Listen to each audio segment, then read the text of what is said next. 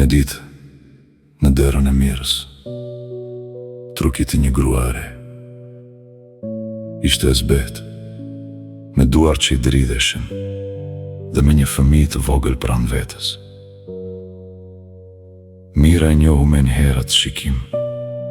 Ishte shikimi i njeriut që ka ardhur deri te dera, por ende nuk e di nëse ka guxim të hyj. Më thonë se mund të flas me ju, tha gruaja. Mira e ftoi brenda. Nuk e pyeti me njëherë çfarë kishte ndodhur, i dha ujë, i dha kohë dhe e la të merrte frymë. Pas disa minutësh, gruaja filloi të fliste. Historia e saj ishte ndryshe në detaje. Për e njëjtë në dhimbje, kontroll, frikë, fjalë të rënda, izolim, turp dhe një familje që i thoshte të duronte. Mira dëgjoi pa ndërprerje. Kur gruaja mbaroi, tha, nuk di ku të shkoj. Mira ja kapi dorën. Sot nuk e pse ta dish gjithë rrugën, mjafton ta dish se nuk je vetëm në hapin e parë. Gruaja qau ndonjëherë, shpëtimi fillon, jo me zgjidhje të madhe, por me një dorë që nuk të gjykon.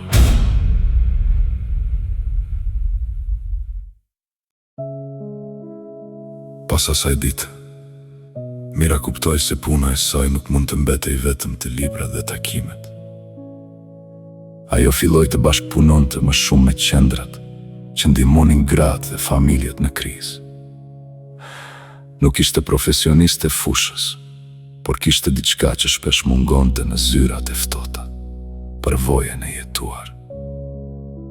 Ajo e dinte si tingëllon frika kur gruaja thot, nuk është aq keq. E dinte çfarë shihet pas fjalisë. Ai është i mirë kur nuk zemërohet. E dinte se shumë gra nuk qëndrojnë sepse duan dhimbjen, por sepse nuk shohin derë tjetër. Në një takim, një psikologe i tha, Ti e urë. gratë që nuk kanë guxim të vinte ne, do njëherë vinte ti së pari. Mira e mori seriozisht këtë. Ura nuk është destinacion. Ura ndihmon dikë të kaloj në anën tjetër. Ajo nuk donte të bëhej shpëtimtare e askujt, donte vetëm të mos e linte askënd të mbytej në heshtje, siç kishte ndodhur dikur me të.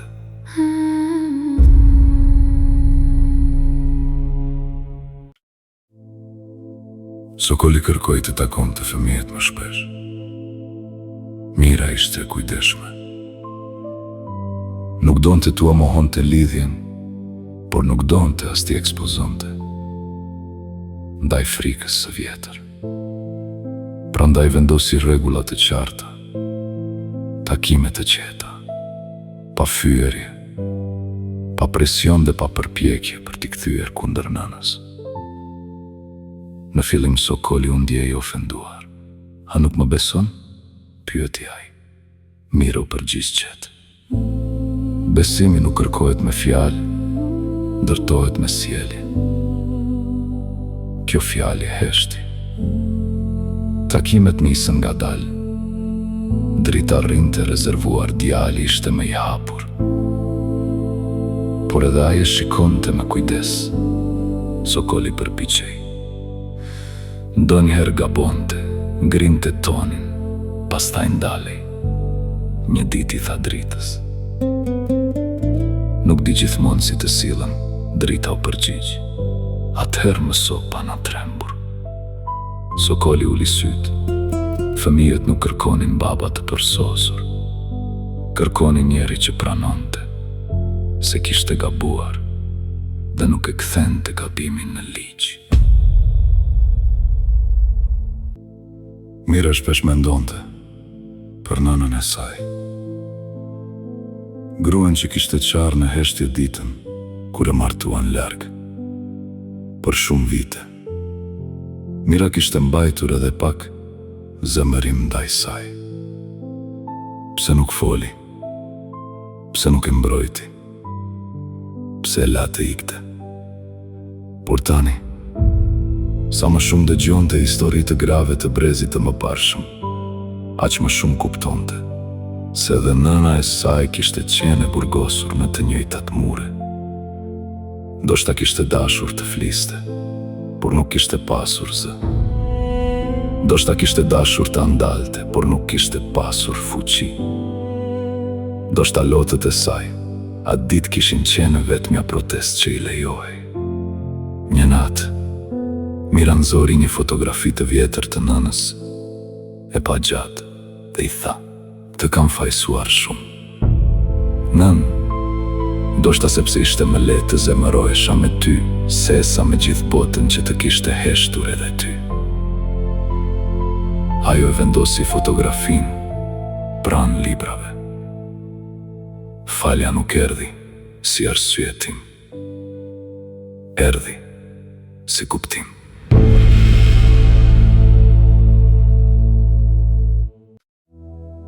Drita filloi të shkruante gjithnjë më shumë. Në fillim hartime të shkurtra, pastaj tregime. Mira gjente shpesh në dhomë, me laps në dorë, duke shkruar për vajza që hapnin ndjerë, për nëna që nuk dorëzoheshin dhe për fëmijë që ndërtonin shtëpi pa garde. Një ditë, Drita ja dha një tregim nënës. Titulli ishte "Vajza që nuk priti leje për të parë qiellin". Mira e lexoi me kujdes. Tregimi ishte i thjeshtë, por i thellë fliste për një vajzë që jetonte në një shtëpi me dritare të mbyllura. Të gjithë i thoshin se jashtë kishte rrezik, por një ditë ajo hapi dritaren dhe kuptoi se rreziku më i madh nuk kishte qenë jashtë, kishte qenë të mos shith kur qiellin. "Është shumë i bukur", tha Mira. Drita u skuq. Mendon se mund të bëhem shkrimtare. Mira buzëqeshi. "Ti tashmë je, vetëm vazhdo të mos ja mbyllësh dritaren zemrës sate." Në familjen e re, Adriani përpiqej të mos hynte me forcë në rolin e prindit. Ai e dinte se fëmijët kishin histori, plag dhe kujtime. Nuk donte tua impononte dashurinë, sepse dashuria e imponuar i ngjan frikës. Me djalin, lidhja u ndërtua përmes gjërave të vogla: bicikleta, detyra matematike, lojra në obor.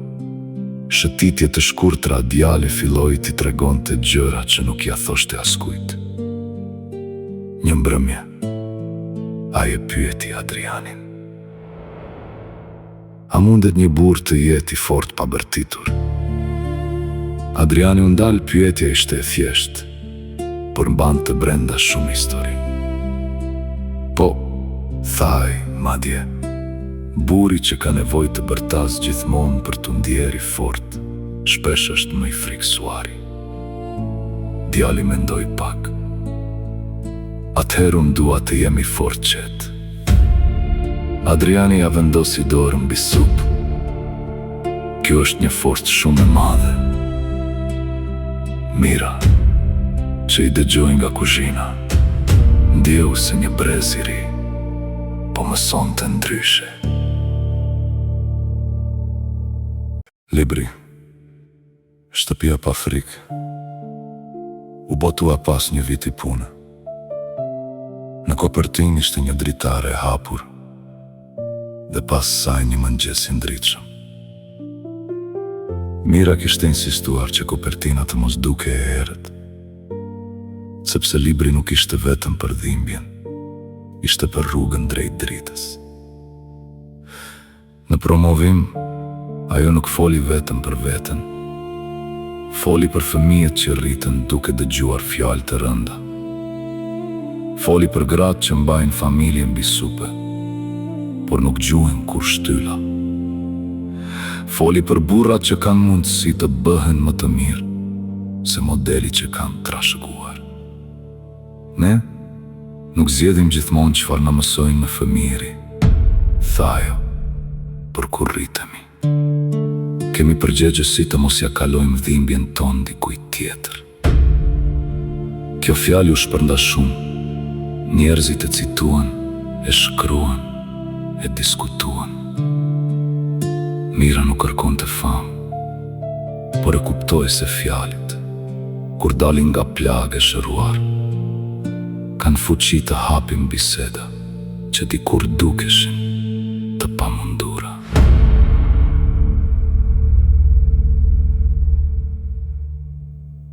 Pas botimit të librit të dytë, Mira mori ftesë të fliste në një emision radiofonik. Në fillim hezitoi. Radioja e dukej më intime se salla. Zëri hynte në për shtëpi, në vetura, në kuzhina, në dhoma ku ndoshta dikush po qante në heshtje.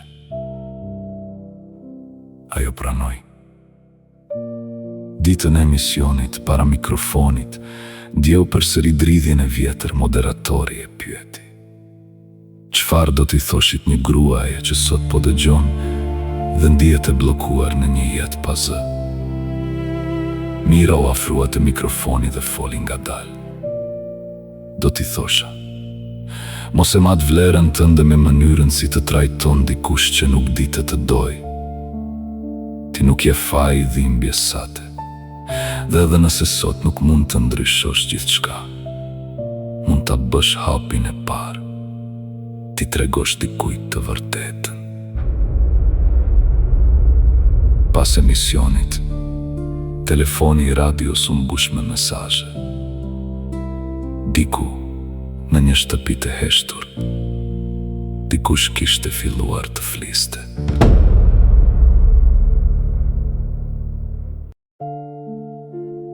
Në nga mesazhet që erdhi pas emisionit, ishte nga një burr.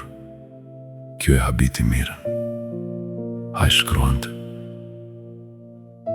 kam dëgjuar emisionin me gruan time.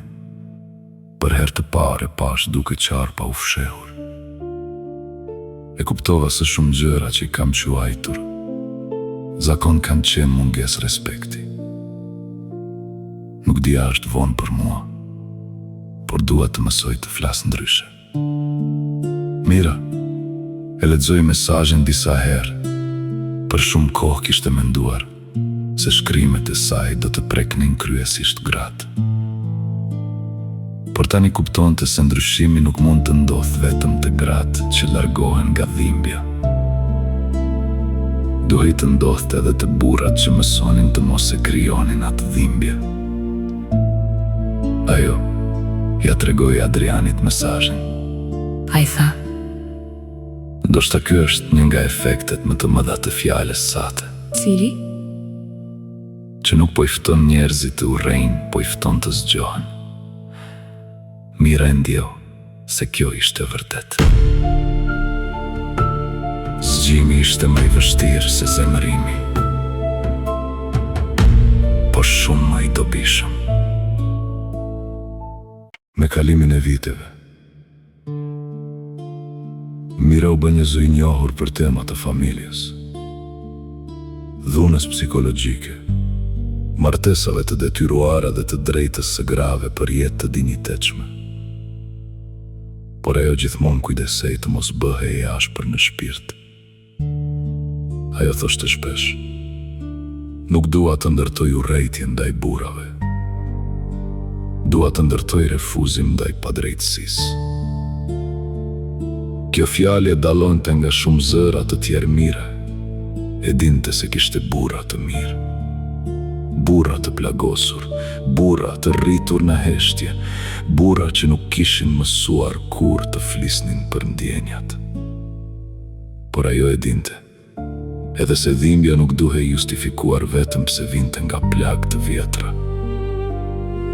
Në një takim, një burr i moshuar u ngrit dhe tha: ne kështu jemi rritur.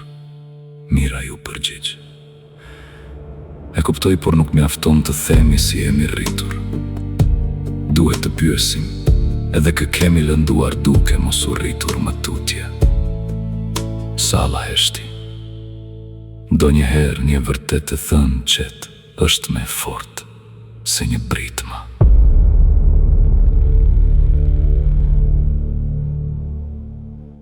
Drita mbaroi shkollën e mesme me rezultate të shkëlqyera. Ditën e diplomimit, Mira qëndroi në sallë me sytë e mbushur me lot. Adriana ishte pranë saj, dërsa djali i vogël, tashmë adoleshent, bënte fotografi me krenari. Kur emri i Dritës u thirr, ajo doli në skenë qetë, me hap të sigurt. Mira pa tek ajo jo vetëm vajzën e saj, por edhe një përgjigje të madhe ndaj jetës. Pas ceremonisë, Drita i dha nënës një letër. Lexoj kur ti jesh vetëm, tha ajo. Në mbrëmje, Mira e hapi letrën. Drita kishte shkruar: Nën, ti më mësove se liria nuk është dhuratë, që ta japim të tjerët është përgjegjësi që e merr për vete.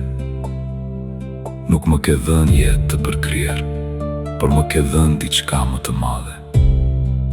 Shembullin se njeriu mund të dalë nga frika pa u bërë i ashpër. Mira e vendosi letrën pranë fletoreve të saj. Në atë çast, kuptoj se trashëgimia me bukur nuk është pasuria, por mënyra si mëson fëmijët të mos e urrejnë dietën. Djali Mirës, që dikur pyeste nëse burri mund të jetë i fort pa bërtitur, filloi të bëhej i ri, i qetë dhe i ndjeshëm. Ai kishte talent për punë me duar dhe donte të bëhej arkitekt. Thoshte se donte të ndërtonte shtëpi ku njerëzit të ndiheshin të sigurt.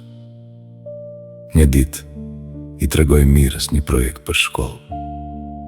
Ishte një shtëpi me hapësira të hapura, shumë dritë dhe një obor të gjelbër. E quajta shtëpia pa frikë. Thaj. Mira qeshi me emocion. Si libri im? Po, por kjo është shtëpia ime. Thaj. Dua të ndërtoj vende ku fëmijët nuk e kuptojnë nga hapat e prindërve në korridor nëse duhet të tremben. Mira nuk foli dot për disa qaste. Ai vazhdoi. Mendoj se shtëpia nuk është vetëm mur, është ndjenjë. Mira ja preku fytyrën me dorë. Ti e ke kuptuar shumë më herët se shumë të rritur. Djali buzëqeshi, sepse ti nuk na le të rritemi në errësirë.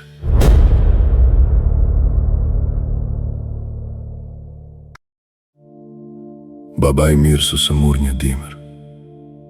Nuk ishte ma i buri fort që dikur vendoste për fatin e të gjithëve. Tani ecte ngadalë, kishte nevojë për ndihmë dhe shpesh rrinte pranë dritarës, duke parë oborin e vjetër. Mira shkonte ta vizitonte. Në fillim e bënte nga detyrimi moral, pastaj nga një ndjenjë me butë që nuk dinte ta emëronte. Ai nuk fliste shumë, por kur fliste, ishte më i sinqert se dikur. Një ditë i tha: A mendon se më ke falur? Mira u mendua gjatë. Nuk e di nëse falja është një derë që hapet një herë për gjithmonë, baba. Ndoshta është rrugë, disa ditë jam më afër saj, disa ditë më larg. Ai pohoi me kokë. E meritoi këtë përgjigje. Mira ja rregulloi batanien. Nuk dua të lëndoj, por nuk dua as të gënjej për të kaluarën. Ai kapi dorën. Mjafton që nuk më ke lënë vetëm në pleqëri.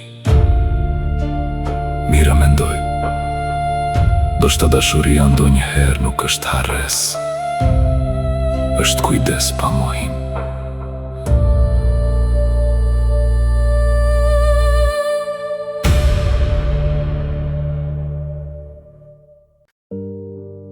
Në shtratin e sëmundjes, Babai filloi të tregonte histori nga fëmijëria e tij.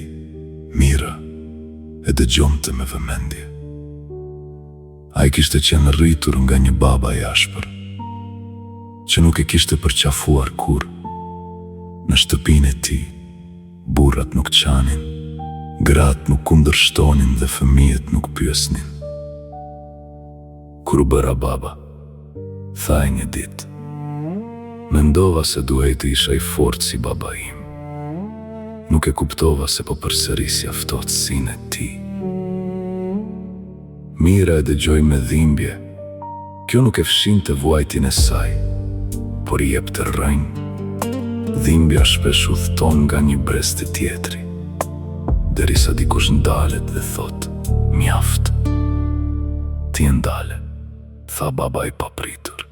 Çfarë? Ata që unë nuk dija ta ndalja. Ti nuk ua kalove fëmijëve të tu të njëjtën frikë. Mira uli kokën, këto fjalë ishin ndoshta falja me thellë që babai mund t'i jepte pa e ditur. Ajo ja shtrëngoi dorën. Do të doja ta kishe kuptuar më herët. Edhe unë. Bi, edhe unë. Babai i Mirës nderoi jetë në një mëngjes të ftohtë, kur qielli ishte mbuluar me re të bardha. Mira ishte pranë tij. Ai i kuqet, me dorën e saj në dorën e vet. Dhimbja që ndjeu ishte ndërlikuar. Nuk ishte vetëm dhimbje vajze që humb baban. Ishte dhimbja për gjithë ato vite që nuk ishin jetuar si duhej. Për fjalët që erdhen vonë, për përqafimet e munguara, për faljen që mbeti për gjysmë dhe prapë e vlefshme. Në Varrim, njerëzit folën për të si burri fort, punëtor, njeri respektuar. Mira i dëgjoi me qetësi. Ajo e dinte se njerëzit janë më shumë se një fytyrë. Babai i saj kishte qenë edhe i fortë, edhe i padrejtë, edhe i dashur në mënyrën e vet, edhe i ftohtë në mënyrën që kishte trashëguar. Pas varrimit, Mira shkoi te pema e mollës në oborrin e vjetër. Mori një mollë dhe mbajti në dorë. Të fala, baba, pëshpëriti. Këtë herë do të ngjitem vetë, sa lart të dua. Pas vdekjes babait, Mira filloi të shkruante një libër të tretë. Nuk ishte për martesën, as për dhunën, as drejt për dashurinë. Ishte për prindërit dhe fëmijët, për plagët e trashëguara dhe për faljet që vinë vonë. E titulloi kur babai mësoi të qante. Adriani, kur e dëgjoi titullin, heshti për disa qaste. Është titull i fortë, tha. Është titull i dhimbshëm, u përgjigj Mira.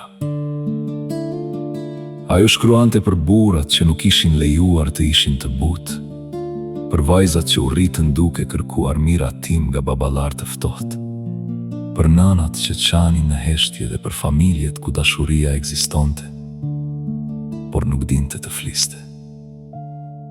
Në faqen e parë shkroi: për të gjithë prindërit që kanë gabuar, por duan të mësojnë para se të jetë vonë, dhe për të gjithë fëmijët që kërkojnë falje pa u detyruar të mohojnë dhimbjen. Ky libër e lodhi më shumë se të tjerët, sepse disa plagë nuk bërtasin, ato përshpëritin gjithë jetën. Drita shkoi në universitet. Ditën kur u largua, Mira u përpoq të duke e fort, por zemra i dridhej. E ndihmoi të paketonte rrobat, librat dhe fletoret. Në fund, i vendosi fshehurazin në çantë një letër. Drita e gjeti në autobus dhe lexoi me lot në sy. Bia ime, kur unë isha në moshën tënde, shumë rrugë mu mbyllën pa më pyetur. Ti tani po shkon drejt rrugëve që i zgjedh vetë. mos u frikson nga liria. Ajo ndonjëherë duket e madhe, por është më mirë se çdo kafaz i bukur. Mos lejo askënd të doj duke të zvogëluar. Dashuria që kërkon të humbasësh veten nuk është shtëpi, është mur. Drita e mbajti letrën pranë zemrës. Kur arriti në qytetin e ri, i shkroi nënës: do të kem kujdes për veten, jo nga frika, por nga respekti për jetën që ti më mësove ta dua. Mira lexoj mesazhin dhe qau e qetë. Fëmijët nuk na përkasin, ata na besojnë ti mësojmë të fluturojnë.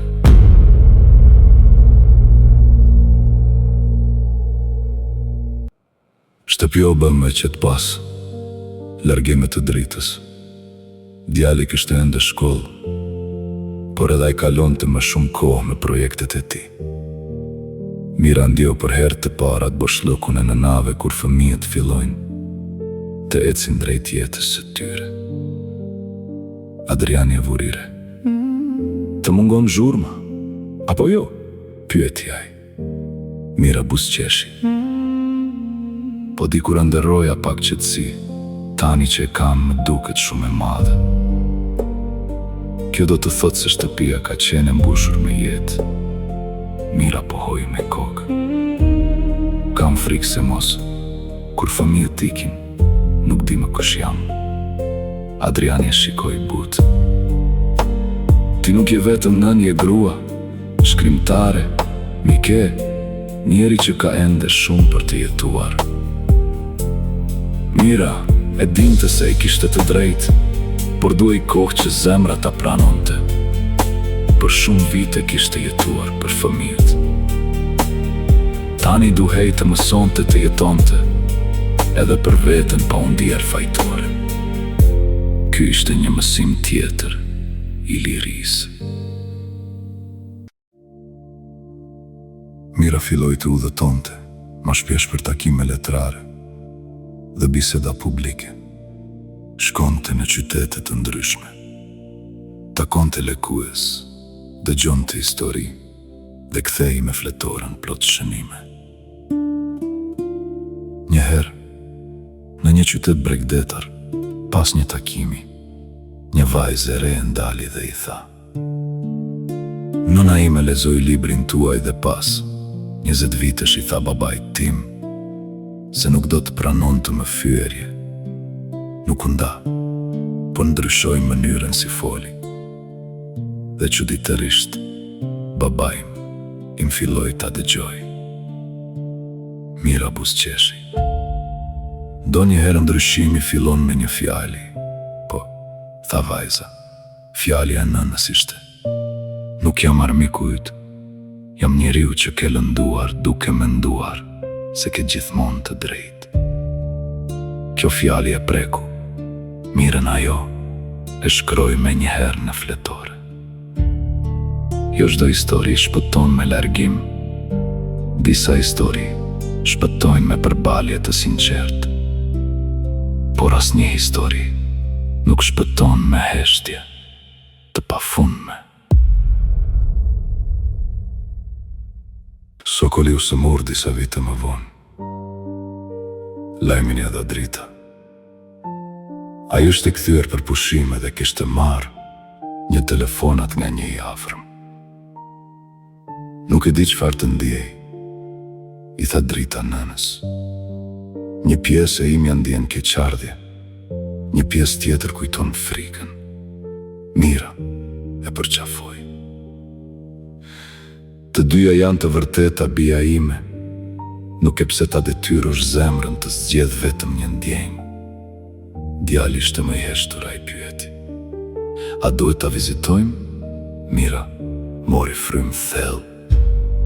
Nuk do t'ju them çfarë duhet të bëni. Ju keni të drejtë të vendosni, por nëse shkoni vetëm nëse zemra juaj është e qetë, jo nga detyrimi. Pas disa ditësh, fëmijët vendosën ta vizitonin. Mira shkoi me ta, jo si bashkëshorte dikurshme. por si nën që i shoqëron fëmijët në një takim të vështirë. Në dhomën e sëmundjes, Sokoli duke i vogël dhimbja shpesh, e zhvesh njerion nga krenaria.